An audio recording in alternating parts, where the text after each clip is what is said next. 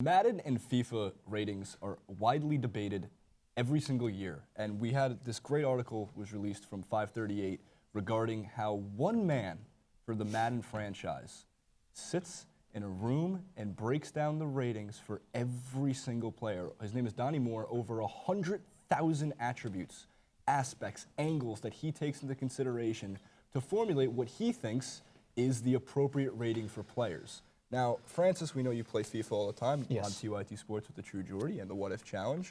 And ratings cross over not just from Madden, but this is for every sports gaming franchise, NHL 2K, NBA 2K, FIFA, even Pro Evolution Soccer. And ratings are widely debated. Constantly.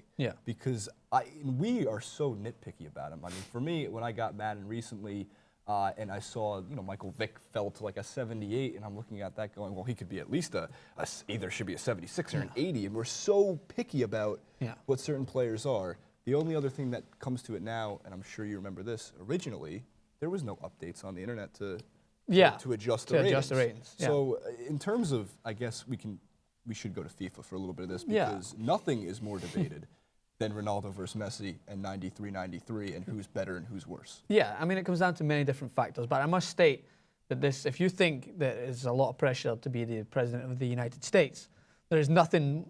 I think there's nothing worst job. There's nothing that contains more pressure than being the forefront of any comments from people screaming at TVs going, who the created these ratings? These are a disgrace. When Cristiano Ronaldo's running down the line and suddenly Shawcross from Stoke is catching him out of nowhere, because it's a hugely debated subject, and sometimes it is absolutely ridiculous. Like on FIFA this year, Paul Pogba, after a fantastic World Cup, was rated along the same level, near enough the same level to start as like Tom Cleverley. Well, and Gareth Bale as well was another one who wasn't rated highly enough. So it is insane. But with FIFA, I am positive that it's not just down to one man. So this guy here takes a lot of the pressure on his shoulders. But he wants that pressure. He mentions in the article that he doesn't want anybody helping him out. This is his baby that he's created, and he wants to be the sole person. So, I mean, hey, you're talking about putting pressure on your own self for creating ratings that are going to cause Twitter outrage.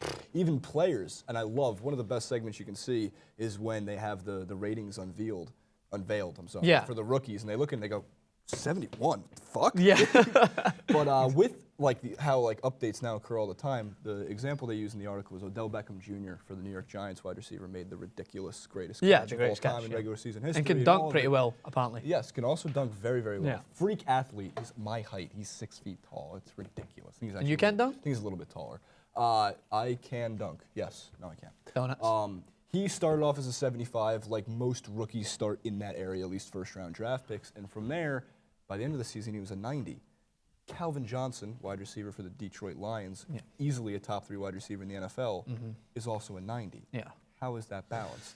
So what I want to know as well about Madden, is it the same way that FIFA is? Is it adjusted mid-season, like to the point? And how much does that influence the players? Because Cristiano Ronaldo on form is unplayable. Right? He's unplayable in the game, because you just cannot. And it's very similar to what a player is like in form. If you get someone who is firing in all cylinders, like an Eden Hazard at the moment, he's almost unplayable, but in real life. And that's why I love that FIFA do this, and they incorporate that into it, and they'll adjust based on team performance and based on team chemistry. If a team as a whole is performing well, then a lot of their players are going to rise up to the occasion. But don't get me wrong, there is still some massive blunders that occur on FIFA, and there's still some times when I'm running with Diego Costa, and I will be caught up by an 0-1 from a lower league team, and I'm just screaming at the TV. And if I had someone like a Donnie Moore, from a team like maybe Ayr United? Ayr United, maybe, or Celtic, like you want to hit another chord. And I was screaming at the TV, and I'll be looking for that name, and I always go, who creates these ratings? So I must give, again, credit to, is it Donnie Moore? Donnie Moore, Credit to him for taking all the forefront of the amount of negativity. How many names do you think he's called behind doors? I don't even want to know.